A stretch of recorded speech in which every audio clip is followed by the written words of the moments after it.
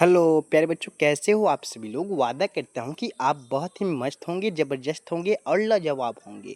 मेरे भाई, मैं आपको बता दूँ कि यदि आप भी कक्षा 10th में अध्ययन कर रहे हैं ना, तो आपके लिए हम एक बेहतरीन सी उपाय किए हैं, जिसको मेरे प्यारे विद्यार्थी जी को सामना करना पड़ता है ना, उसको दूर करने के लिए हम उसका एक रामबाण ट्रिक लेकर आए हैं। और मेरे प्यारे बच्चों को हम उस ट्रिक की सहायता से उन सारी बातों को समझाएंगे जो आपके कठिनाइयों का सामना करना पड़े। मेरे भाई, मैं बता दूं कि हम भी जब कक्षा 10th में थे ना, तो हमें विभिन्न तरह की हिंदी को समझना बहुत ही दिक्कत होता था। तो हमने सोचा कि क्यों ना मेरे प्यारे विद्यार्थी जी को इस दिक्कत का सामना ना करना पड़े, इसके लिए हम कुछ करें।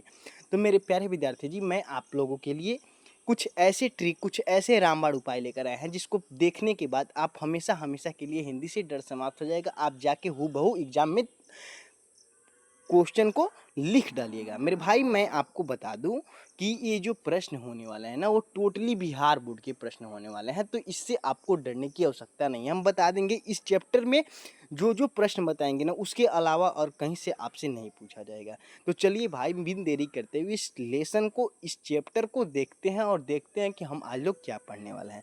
मेरे भाई, इससे पहले मैं आपको बता दूं कि यदि आप मेरे इस चैनल पर पहली दफ़ा विजिट किए ना, तो प्लीज़ मेरे इस चैनल को सब्सक्राइब कर दे, बेल आइकन प्रेस कर दे, ताकि हर पल का नोटिफिकेशन मेरे प्यारे विद्यार्थी जी को आसानी से मिलता रहे। मेरे प्यारे विद्यार्थी जी, मैं आपको बता दूं कि हम लोग जिस चैप्टर को पढ़ने वाले हैं, वो चैप्टर होने वाला है नाखून क्यों बढ़ते हैं, चैप्टर नंबर 4। इसका हम आप लोगों को वस्तुनिष्ठ प्रश्न बताने वाले हैं। वस्तुनिष्ठ प्रश्न एक ऐसा प्रश्न होता है जो बिहार बोर्ड के लिए बहुत ही मायने रखता है। यदि मेरे प्यारे विद्यार्थी जी का 100 में 50 वस्तुनिष्ठ प्रश्न सही हो जाते हैं, तो वादा करता हूं कि उनको बिहार बोर्ड में टॉपर बनने से कोई नहीं रोक पाएगा। मेरे प्यारे विद्यार्थी जी, सबसे पहले हम आपको बता दें कि वस्तुनिष्ठ प्रश्न में हम जो जो प्रश्न आपको बताएंगे, वही प्रश्न आपके एग्जाम में पूछे जाएंगे। तो चलिए, बिन देरी करते हुए हम प्रश्न की ओर बढ़ते हैं और देखते हैं कि मेरे प्यारे विद्यार्थी जी को इन प्रश्न के बारे में पता है कि नहीं। मेरे भाई, मैं आपको बता दूं कि जो मेरा फर्स्ट प्रश्न होने वाला है ना, वो ये होने वाला है कि पुराने का मुंह सब समय वांछनीय नहीं होता। यह पंक्ति किस शीर्षक पाठ की है। पुराने की मोह जो है ना, वो सब समय जो है ना, वांछनीय नहीं होता। यह किस चैप्टर से लिया गया, एक किस पुस्तक से लिया गया ना मेरे भाई।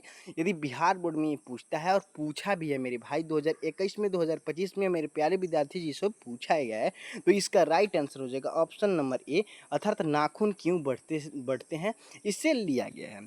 चलिए मेरे प्यारे विद्यार्थी जी, दूसरा प्रश्न हम लोग देखते हैं। दूसरा प्रश्न हमसे पूछा गया है, मेरे प्यारे विद्यार्थी जी से पूछा गया है। दूसरा प्रश्न पूछा गया कि किस देश के लोग बड़े बड़े नख पसंद करते हैं। मेरे प्यारे विद्यार्थी जी, ये वैसे प्रश्न हैं जो 2026 में आने की संभावना जताई जा रही है। तो मेरे प्यारे विद्यार्थी जी, मैं आपको बता दूं कि जो आंग देश के लोग हैं ना, उनमें बड़े बड़े नख होते हैं। अंग देश के जो लोग होते हैं, उनमें बड़े बड़े नख होते हैं। जो तीसरा प्रश्न है ना, वो है मेरे प्यारे विद्यार्थी जी के लिए, ये अनाम दास का पोथा उपन्यास किस लेखक की कृति है। अनाम दास का जो पोथा है, वो एक उपन्यास है, और वो किस लेखक की कृति है, किस लेखक की रचना है। तो मेरे भाई, मैं आपको बता दूं कि अनाम दास का जो पोथा है, उसके लेखक हैं आपके हजारी प्रसाद द्विवेदी जी। चलिए अगले प्रश्न पे हम लोग विचार करते हैं। अगला प्रश्न हमसे पूछा गया है, मेरे प्यारे विद्यार्थी जी से पूछा गया कि किसने कहा था कि सब पुराने अच्छे नहीं होते और सब नए खराब नहीं होते। मेरे भाई, किसने कहा था कि सब पुराने अच्छे नहीं होते और सब नए खराब नहीं होते। ऐसा कहने वाले कौन थे कि सब पुराने अच्छे नहीं होते और सब नए जो होते हैं ना, वो खराब नहीं होते। तो इसका राइट आंसर हो जाएगा मेरे प्यारे विद्यार्थी जी के लिए स्वामी विवेकानंद। अब चलिए हम लोग अगले प्रश्न पे भी जा। अगले प्रश्न है, दधीची की हड्डी से क्या बनाया गया था। मेरे भाई, दधीची की हड्डी से ना इंद्र का वज्र जो था ना, वही बनाया गया था। दधीची के हड्डी से इंद्र का वज्र बनाया गया था। मेरे भाई, मैं आपको बता दूं कि द्विवेदी जी से किसने पूछा था कि नाखून क्यों बढ़ते हैं। द्विवेदी जी थे, उनसे किसने पूछा था कि नाखून क्यों बढ़ते हैं। तो इसका right answer option number B, उनकी लड़की ने।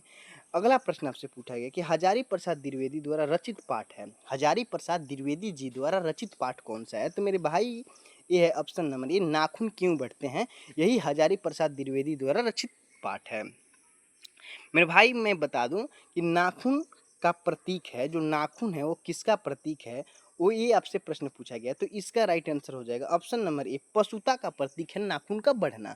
पहले का पार्श्विक वृत्ति है, नाखून का बढ़ना एक पार्श्विक वृत्ति है। नाखून पहले के जमाने में हम लोग उपयोग करते थे। इस समय नाखून का एक अवशेषी अंग की तरह माना जाता है। अवशेषी अंग वैसे अंगों को कहा जाता है जिसका उपयोग तो पुराने समय में था, बल्कि इस समय में उसका उपयोग कुछ भी नहीं है, वो अवशेषीय अंग है। हमारे शरीर में विभिन्न तरह के अवशेषीय अंग पाए जाते हैं मेरे प्यारे दोस्तों।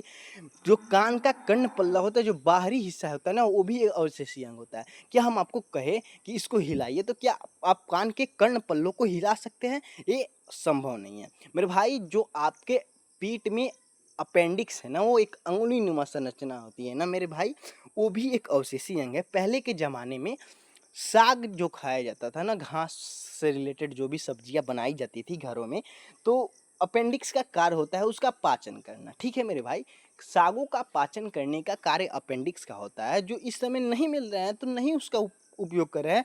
तो मेन डार्विन ने बताया था कि जिस अंग का हम लोग उपयोग नहीं करते हैं वो समाप्त होते जाता है, और जिस अंग का हम लोग उपयोग करते हैं वो विकसित होते जाता है। तो मेरे भाई, हम लोग अपेंडिक्स का यूज ना किए तो वे हम लोगों के शरीर से समाप्त हो गया। आइए हम लोग अगले प्रश्न पे विचार करते हैं। अगला प्रश्न है कि सहजात वृत्तियाँ किसे कहते हैं? मेरे भाई, मैं आपको बता दूं कि सहजात वृत्तियाँ जो है ना, वो आपको किसे कहते हैं? तो अंजन स्मृतियों को, अनजान स्मृतियाँ जो होती हैं ना, इसी को हम लोग सहजात वृत्तियाँ कहते हैं मेरे भाई। आइए, आलोक पर्वत शीर्षक निबंध संग्रह किसकी रचना है? इसको हम लोग जाने कि ये आपके एग्जाम में पूछे जाते हैं। तो इसका राइट आंसर हो जाएगा हजारी प्रसाद द्विवेदी जी।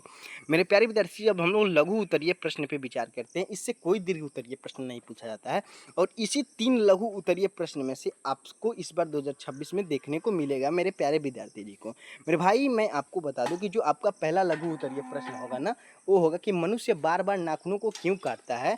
लेखक के द्वारा नाखूनों को अस्त्र के रूप में देखना कहाँ तक संगत है? और नाखून बढ़ने का प्रश्न लेखक के सामने कैसे उपस्थित हुआ? यही 3 प्रश्न आपके 2026 के एग्जाम में देखने को मिलेंगे।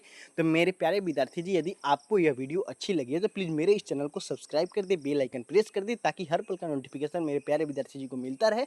चलिए, मैं आपको तहे दिल से धन्यवाद करता हूँ, और आप मेरे इस चैनल को लगातार लगातार लगातार लगातार शेयर करते जाइए, ताकि ये चैनल अपने बिहार बोर्ड में परचम लहरा दे। चलिए विद्यार्थी जी, धन्यवाद।